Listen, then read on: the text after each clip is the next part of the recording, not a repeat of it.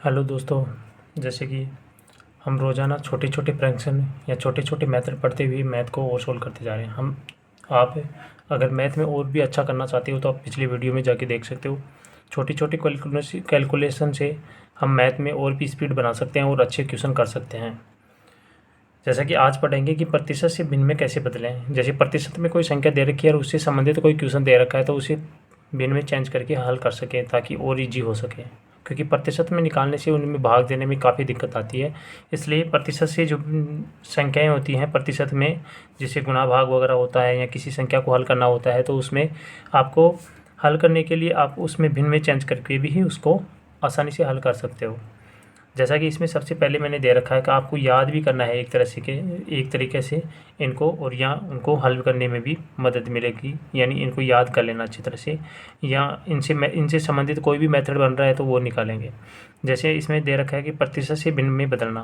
प्रतिशत में जैसे 50%, 100% होता है। देखो यहाँ पे दे रखा है मैंने कि 100%, 100% में एक होता है। 100% का मतलब होता है, जैसे कि मैं ले रहा हूँ कि 100, और इस प्रतिशत का मतलब होता है कि 1/100। क्या होता है 1/100, यानी बटे में 100 आ जाएगा। तो 100 से 100 कट गया तो कितनी बार कटेगा, एक बार। तो इसके लिए 100% का मतलब होता है एक, पूरा एक होता है। और 50% यानी 100 दे रखा है तो एक है, और इसका आधा 50% होता है। 50% का आधा 50% आधा हो गया तो इसका मतलब हो गया 1/2। ऐसे ही 20% का होता है कि 20 में 100 का भाग देंगे तो कितना निकल के आ रहा है, 1/5। 10% का मतलब होता है 1/10। ऐसे ही देखो 5% दे रखा है, 10 का आधा होता है 5%। इसका मतलब होता है इसमें आधा और घटा देंगे या आधा और कर देंगे तो इसमें देखो 1/2 करेंगे तो एक कितना हो गया, 1/20। यानी जब भी 1/10% का मतलब हो गया है कि 1/10, और जब भी मैं इसको करूँगा तो यानी ये इसका आधा है 10% का, तो इसको इसमें भी 1/आधा जोड़ दूंगा या गुणा कर दूंगा तो कितना हो गया, तो 20, 2 एकम 2 यानी 20/1। तो वही निकल के आ रहा है 1/20, यानी 5% का मतलब कितना हो गया, 1/20। आप ऐसे भी कर सकते हो 5/100, उसमें भी 1/20 निकल के आएगा। ऐसे ही कि जैसे 5% का मतलब हो गया 1/20। ऐसे ही आपको क्या करना है कि जैसे इसमें दे रखा है कि 15%, तो 5 का कितना गुना है, देखो 5 3 15, तो ऐसे ही लिख देना ऊपर भी उसको 3 से गुणा कर देना, कि जैसे 1/20 दे रखा है उसको 3 से गुणा कर देंगे तो 3/20 हो जाएगा। ऐसे ही 45 हो गया तो 9 पंजे 45 होता है, यानी 5 का पड़ा 45 में देंगे तो कितनी बार जाएगा, 9 बार। ऐसे 1/20 को 9 से गुणा करेंगे तो 9/20 हो जाएगा। ऐसे ही देखो 65/65 दे रखा है, 65% दे रखा है तो 65 कितना गुना है, 5 का 5, 13 पंजे 65 को। ऐसे ही उसको 1/20 को 13 से गुणा कर देंगे तो 13/20। ऐसे ही 55% दे रखा है, तो 55% का मतलब होता है, 55% का मतलब होता है कि 11/20 कितना, यानी देखो 5 का भाग इसमें देंगे तो 11 पंजे 55 जा रहा है। तो ऐसे ही जो 1/20 है उसको किससे गुणा किया मैंने, कि 11 से गुणा किया तो 11/20 हो गया। ऐसे ही देखो इनसे संबंधित और कैसे प्रतिशत निकाल सकते हैं। जैसे हमने पढ़ा है कि 50%, इसका मतलब होता है 1/10। तो जैसे 150% दे रखा हो, कि 150% दे रखा हो, तो आपको क्या करना है, इसके टुकड़े करना है। कैसे कि जैसे 100% एक तरफ ले लिया और 100% एक पर ले लिया, और प्लस में 50% अलग कर दिया, दो टुकड़ों में बांट दिया। 100% का मतलब एक होता है, तो मैंने देखो यहाँ पे एक लिया है, प्लस 50% का मतलब होता है 1/2, तो 1/2। जब भी इसको हल करेंगे तो 2 एकम 2 और एक 3/2। ऐसे ही देखो 120, पहले 20% का मतलब होता है 1/5 है। ऐसे ही 120% का मतलब कितना होगा, 120% का मतलब 100 को अलग कर लेंगे और 20 को अलग कर लेंगे, दोनों को दो भागों में बांट दिया, 100 प्लस 20 में। 100 का मतलब होता है 1, और 20 का मतलब 20% का मतलब होता है 1/5। तो जब भी 1 प्लस 1/5 को हल करेंगे तो कितना आएगा, 5 एकम 5 और एक 6, 6/5।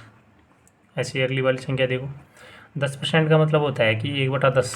अभी पढ़ा हमने कि 10% का मतलब होता है 1/10। तो 1/10 हो रहा है तो देखो 110% आ जाए, तो 110% को भिन्न के रूप में कैसे चेंज करेंगे, कि 110 का टुकड़े कर लेंगे कि 100 प्लस 10%। 100 प्लस 10% का मतलब 100 का मतलब 1, और 10% का मतलब हो गया 1/10। जब भी 10 से कम 10 रेख 11/10 भिन्न के रूप में चेंज हो जाएगी।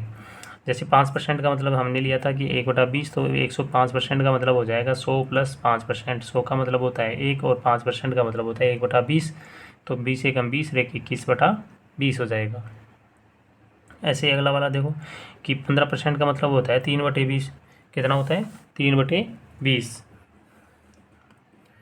15% का मतलब होता है 3/20। ऐसे ही 115% का मतलब कितना होगा? 100 को अलग कर लो और 15% को अलग कर लो, तो 100% प्लस 15% बराबर होता है 100 का मतलब 1 होता है, 15% का मतलब 3/20 होता है, तो 20 एकम 20 और 3 जोड़ देंगे तो 23/20। ये भिन्न के रूप में हो गया। ऐसे ही देखो आगे कि जैसे 45% का मतलब लिया था हमने कि 9/20 होता है। ऐसे 145% का मतलब होता है 100 + 45% यानी 1 + 9/20 यानी कितना होगा? 29/20%, सॉरी 29/20 भिन्न के रूप में हो जाएगा। ऐसे ही 65% का मतलब 13/20 लिया था, तो 165% का मतलब हो गया 100 + 65%, तो 100 का मतलब 1 हो गया, 65% का मतलब हो गया 13/20, तो 20 एकम 20 और 13 जोड़ेंगे तो 33/20 हो जाएगा। ऐसे ही 55% का मतलब हो गया 11/20, तो 255% का मतलब कितना होगा? 200% को अलग कर लेंगे, 55% को अलग कर लेंगे, 200 का मतलब हो गया 2, यानी 100% का मतलब 1 होता है, तो 200% का मतलब कितना होगा? 2 हो जाएगा, और 55% का मतलब हो जाएगा 11/20। इसको ऐसे जब भी इसको हल करेंगे तो कितना निकल के आया? 51/20। आगे देखो, जब 11/22.5 दे रखा हो, इस पर इसका परसेंट का मतलब होता है 9/40। कितना होता है? 9/40, यानी 25 पटा होगा। 25% का मतलब होता है 1/4। 25% का मतलब होता है 1/4, तो 25 का आधा होता है 22.5, तो 22.5 को लिखते हैं 9/40 भिन्न के रूप में। ऐसे 122.5% दे रखा हो तो 100 को अलग कर लेंगे, 22.5% को अलग कर लेंगे, तो 1 + 9/40 कितना होगा? 49/40। ऐसे ही आगे क्या करना है? जैसे 12.5% दे रखा है, 12.5%, सॉरी 22.5%, तो 45% का आधा होता है। जैसे यहाँ दे रखा था हमने कि 45% बराबर होता है 9/20, तो इसका आधा कितना हो गया? 9/40। और 12.5% होता है ना, वो 1/8 यानी 25% का होता है। 25% का कितना होता है? 1/4 में होता है। ऐसे 12.5% का कितना हो जाएगा? 1/8। ऐसे ही 112.5% दे रखा है, तो इसमें 100 + 12.5% अलग कर लेंगे, तो 100 का मतलब 1 + 1/8 कितना हो गया? 9/8। ऐसे देखो एक कैलकुलेशन करते हैं इससे संबंधित। जैसे इसमें दे रखा है कि एग्जाम्पल दे दिया है कि A% ऑफ B बराबर B% ऑफ A, यानी जब भी क्वेश्चन में ये दे रखा हो कि ए के साथ परसेंट दे रखा है ऑफ B, इसको हल करना हो, ऑफ का मतलब गुना लेना है यहाँ पे, तो एक के साथ जब भी परसेंट दे रखा हो और गुना में दे रखा हो और B दे रखा हो, तो गुणा में जो भी संख्या दे रखी है तो उससे कोई फर्क नहीं पड़ेगा कि आप दूसरी संख्या पे, जैसे मैं बी के साथ उस प्रतिशत को लेके जाऊँ और गुणा में ए को ऐसे कैसे रख दूँ, तो इसमें कोई फ़र्क नहीं पड़ेगा। जैसे हम एक एग्जांपल लेके करते हैं इससे संबंधित। देखो, जब भी जैसे इसमें दे रखा है 122.5%, 122.5 ऑफ 160%, जब भी इस 160% को हल करने में आसानी नहीं हो रही है, तो मैं ये 122.5% का मुझे पता था, अभी थोड़ी देर पहले मैंने किया था कि 100 को अलग ले लेंगे और 22.5% का अलग ले लेंगे, तो 22.5% का 9/40 लिया था हमने। ऐसे ही देखो, मैंने इस जो यहाँ प्रतिशत 160% के साथ थी उसको मैं 122.5% के साथ ले आया। तो इसको लिखने के बाद में इसको भिन्न में चेंज करता हूँ, तो कैसे करूँगा? 100 + 22.5%, 100 + 22.5%, इसको मैंने देखो 100 का परसेंट 1 ले लिया और 22.5% का मतलब 9/40। जब इसको हल करेंगे तो 49/40 होता है, और गुणा में 160 चल रहा था, तो जब भी इसको 160 को गुणा में लेके आएंगे तो देखो 40 को भाग देंगे तो 4 बार गया, तो 49 को जब भी 4 से गुणा करेंगे तो कितना निकल के आता है? 196। ऐसे इससे संबंधित ऐसे और भी क्वेश्चन कर सकते हो। तो आज के लिए इतना ही, धन्यवाद।